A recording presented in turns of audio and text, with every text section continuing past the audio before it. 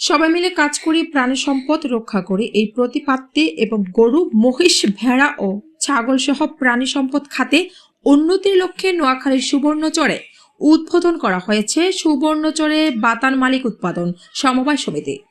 Staff reporter Shahabuddin জানান, আজ বিকেলে পূর্ব চরবাটা ইউনিয়নের হাবিবিয়া বাজারের সংগঠনের সভাপতি মিলন কারবারের সভাপতিত্বে উদ্বোধনী অনুষ্ঠানে আরও উপস্থিত ছিলেন সাধারণ সম্পাদক জাকির হোসেন সেন্টু সহ উপজেলার বিভিন্ন পর্যায়ের বাতান মালিক ও শ্রমিক বৃন্দ। এ সময় তারা অভিযোগ করে বলেন, বাবা দাদার আমল থেকে প্রাণী সম্পদ তথা বাতান পেশার সাথে জড়িত উপজেলার কয়েক হাজার মানুষ, কিন্তু বর্তমানে জেলার দক্ষিণ পূর্ব পাশে জেগে ওঠা চরগুলো